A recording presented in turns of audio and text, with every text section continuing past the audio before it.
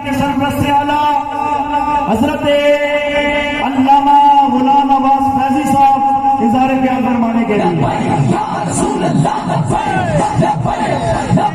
یا رسول اللہ یا رسول اللہ یا رسول اللہ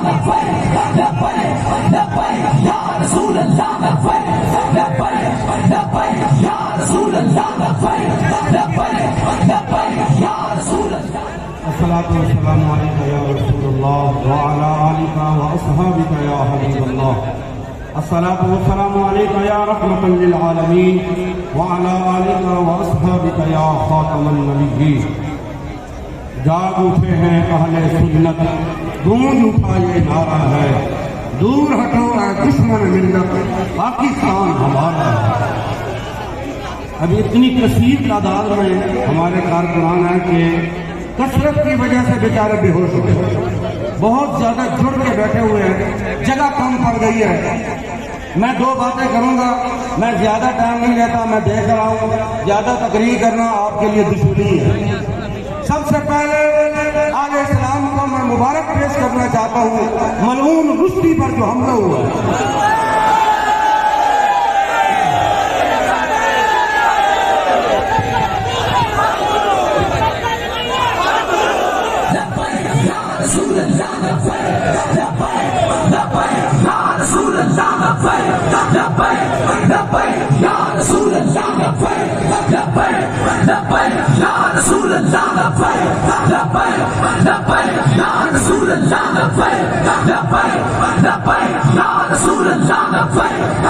حضور کے غلاموں نے یہ بتا دیا گستاخ رسول جو مرضی ہو، جہاں مرضی رہتا ہو، جتنی مرضی سکورٹی میں ہو، حضور کا شعر پہنچ جائے. جتنے بھی دشمن ہیں سن لو، تم جہاں مرضی چلے جاؤ، تم تک حضور کے غلام پہنچیں گے. اور اس بڑے مجمع میں یہ بھی میں کہنا چاہتا ہوں، اس غازی اسلام کی پشت پر تاریخ لکھا کھڑی ہوئی ہے، کیونکہ یہ غازیوں نے اسلام کی وارث جماعت ہے. جو بھی رسول اللہ کا وفادار ہے یہ تحریک اس کی ہے. آپ دوسرے نمبر پر میں اہل اختیار اقتدار لوگوں سے پوچھوں گا، بات کروں گا کہ تم حضور کے غلاموں کے جذبات کو سمجھو، ٹی ایل پی کے مزاج کو سمجھو.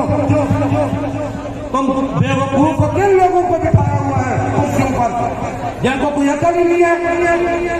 تمہیں پتا ہونا چاہیے 15 نومبر 2019 کو ہمیں دھرنا نہیں دینا تھا، تمہاری بے وقوفی کی وجہ سے ہمیں دھرنا دینا پڑا. ہم تو آئے تھے کانفرنس کرنے کے لیے، بالکل اسی طرح ہمارے مارچ کا کوئی ارادہ نہیں تھا. تم نے ناانصافی کی، ہمارے کارکنان جذباتی ہو گئے، ان کی جذبات کی ترجمانی کرنے کے لیے ہمیں یہ مارچ کرنا پڑا ہے. اگر تم انسان بنتے، کیا وجہ ہے جو جتنے ڈاکو ہیں اس کو اتنا جلدی اجازت مل جاتی ہے، جو ڈانسر کے بچے ہیں ان کو اجازت مل جاتی ہے، جو غداروں کی اولادیں ہیں ان کو اجازتیں مل جاتی ہیں، جو رسول اللہ کے وفادار ہیں، پاکستان کے وارث ہیں، پاکستان ہم نے بنایا، ہمارے بزرگوں نے بنایا، آج اس اجازتیں لینے کے لیے ہمیں دھکے کھانے پڑتے ہیں. آج کے بعد ٹی ایل پی کے مزاج کو سمجھو، ہمارا حق خود بخود دے دیا کرو. السلام علیکم.